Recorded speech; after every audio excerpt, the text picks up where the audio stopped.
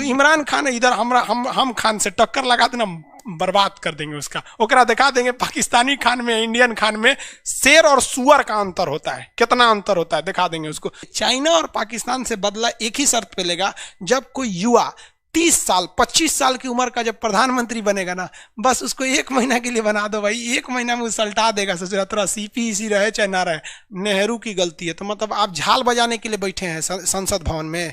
पाकिस्तान को सीधा कह दो, या तो तुम्हारा ये सड़क रहेगा और या तो तुम्हारे लिए बलूचिस्तान रहेगा, कोई एक देख लो। अब हमारे राष्ट्रीय गान में लिखा हुआ है पंजाब सिंध गुजरात मराठा द्राविड़ उत्कल बंगा, तो आंध्र प्रदेश के कुछ लोगों ने विरोध कर दिया। ये मीडिया हमारे देश की ना कुछ भी अजीब टाइप का काम कर देती है। और आजकल तो मीडिया एकदम समझिए कि वैश्या हो गई है मीडिया। यहां देखिए ये पूरा का पूरा एरिया जो है, ये वाला एरिया इधर से इस साइड का इतना एरिया, ये क्या कहलाता है? बलूचिस्तान कहलाता है।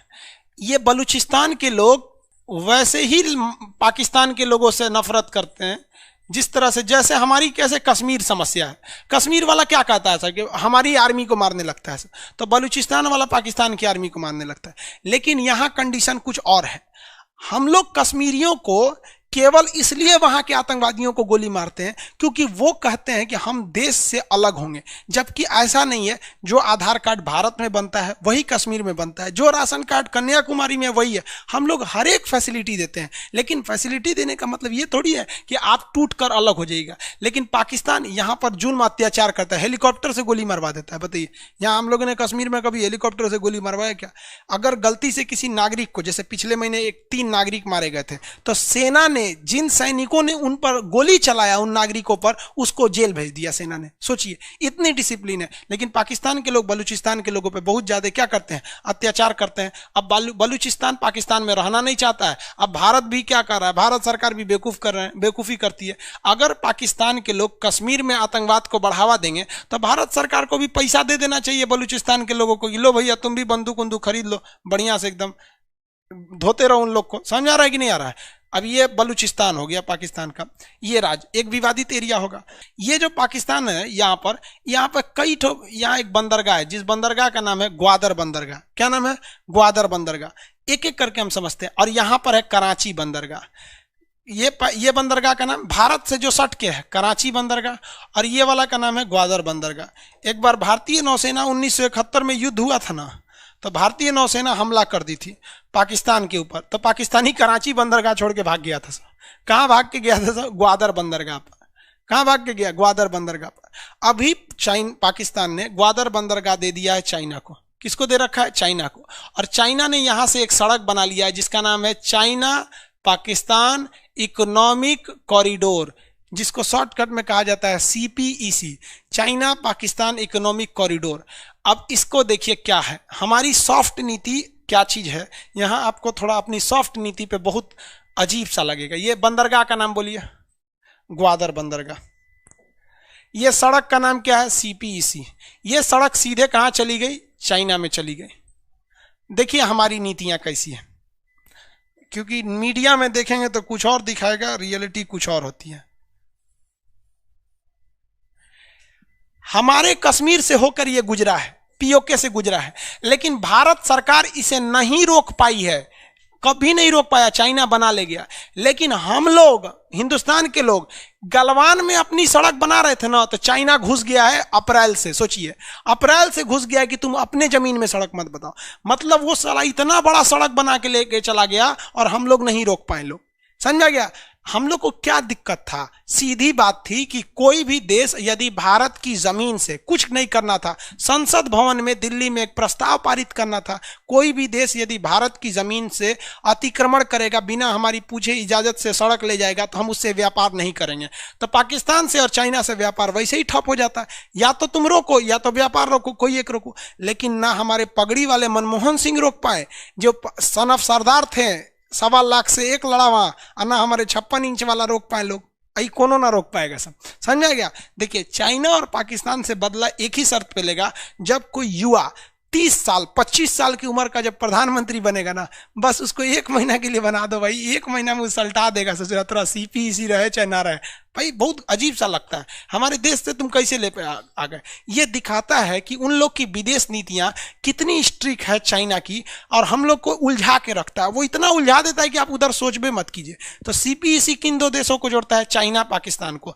ये जोड़ देने से भारत के लिए एक बहुत ही बड़ा, बहुत मतलब क्या कहिएगा, एक बहुत जोर का झटका लगा इसको जोड़ने से। कैसे?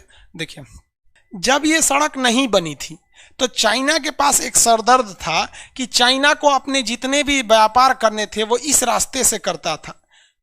इसलिए उसको हमेशा एक बात का डर लगा रहता था कि जब कभी भी अगर भारत से युद्ध होगा तो भारत इस रास्ते में हमारे जितने भी नेवी के रास्ते उन्हें ब्लॉक कर देगा।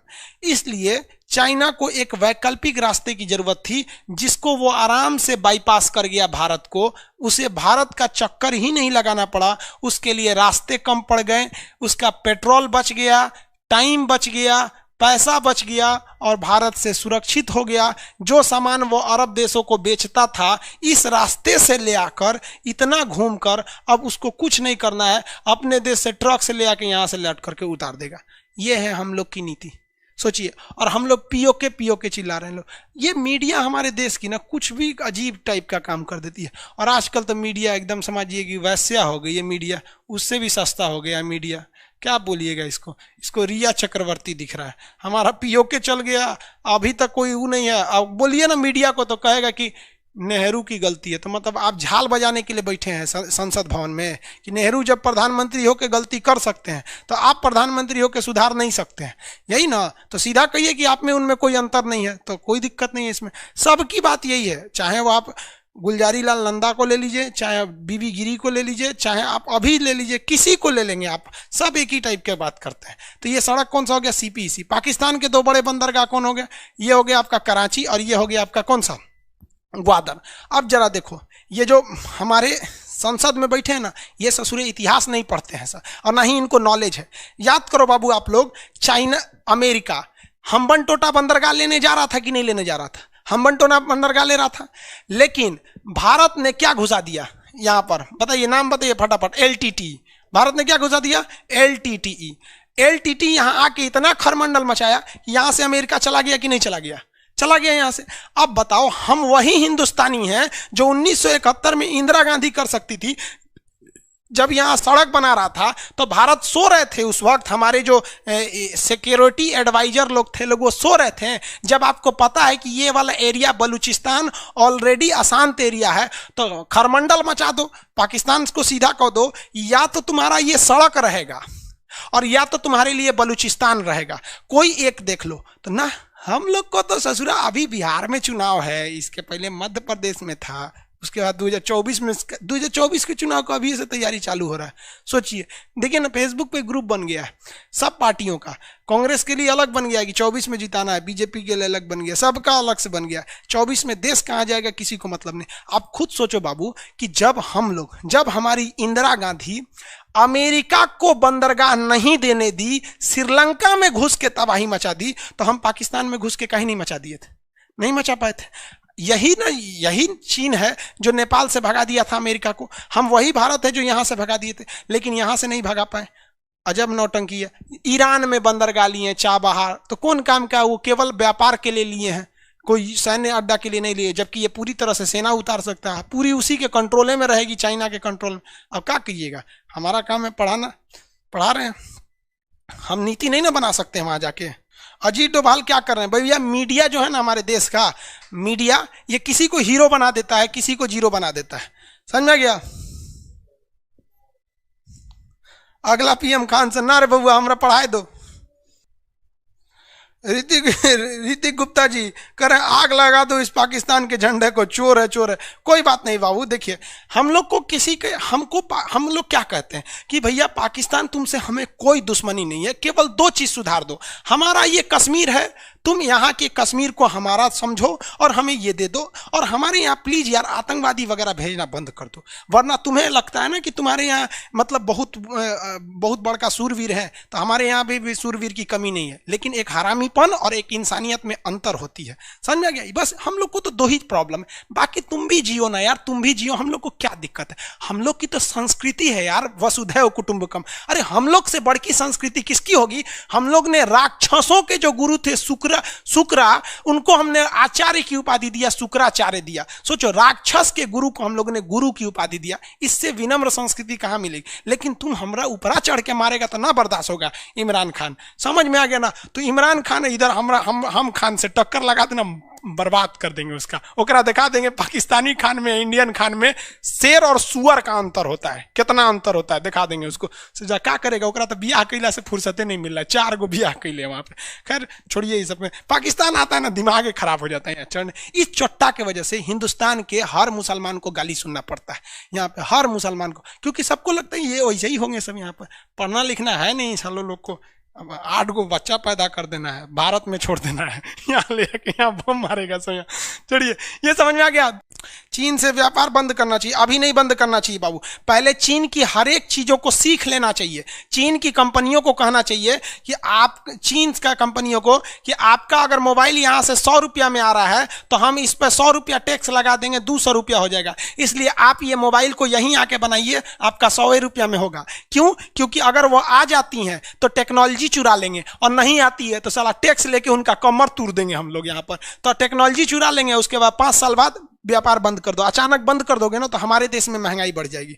सीपीईसी समझ में आ गया ना? सीपीईसी का मेन रास्ता क्या था? चाइना एकदम सिक्योर लाइन में चला गया सीपीईसी को लेकर। अब यहाँ देखो, पाकिस्तान में ना मेनली 4 प्रांत है। एक ग्वादर जो टूटने वाला है, एक सिंध वाला एरिया यहाँ पर है। अब यहाँ पर समझो यार, ये एक जगह जो है ना पाकिस्तान, तो पाकिस्तान को जो सिंध वाला एरिया है, और ये तिरछा मत हो भाई, गिर कह रहा है पाकिस्तान, अभी मत गिर बाबू, एक वक्त आएगा तू अपने से गिर जाएगा। ये रहा, देखिए पाकिस्तान का ये जो एरिया है ना, ये कहलाता है सिंध। ये क्या कहलाता है? सिंध कहलाता है। तो सिंध हो गया, और ये इसके ऊपर का एरिया कहलाता है पंजाब। सिंध हो गया और ये हो गया पंजाब।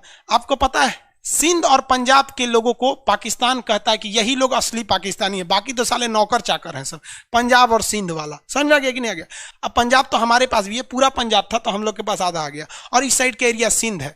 अब हमारे राष्ट्रीय गान में लिखा हुआ है पंजाब सिंध गुजरात मराठा द्राविड़ उत्कल बंगा।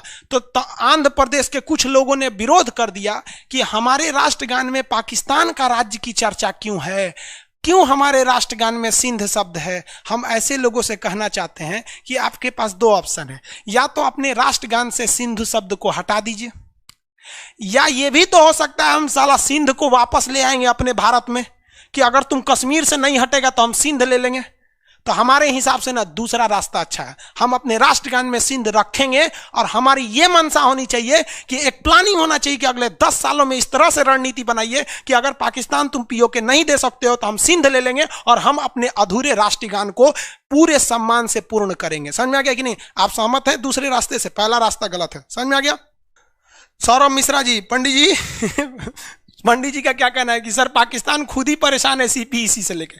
हाँ परेशान है, लेकिन बोलते हैं ना बाबू कि जो व्यक्ति खुद सड़क पर लेटा हुआ है उसे किसी चीज का टेंशन नहीं रहता है। वैश्या को क्या परेशानी है कि मेरी इज्जत लूट गई है साला, तो नहीं तो उसी लिए पैदे हुआ है वहां पर, समझ में? तो पाकिस्तान की बात नहीं करिए। एक आदमी कह रहे हैं कि पाकिस्तान का गुण गाते हैं सब हिंदुस्तान वाले। अरे बाबू ऐसा टेंशन नहीं लीजिए, बहुत से लोग होते हैं अपने पड़ोसी की औलाद होते हैं, तो वो पड़ोसी जिस तरह से भारत में रह के आप पड़ोसी की तारीफ कर रहे हैं, तो मतलब ये अपने बाप की औलाद नहीं है, पड़ोसी की औलाद है। तो आप क्या कहिएगा, जो अपने बाप का नहीं हुआ आपका होगा, छोड़ दीजिए उन लोग को टेंशन।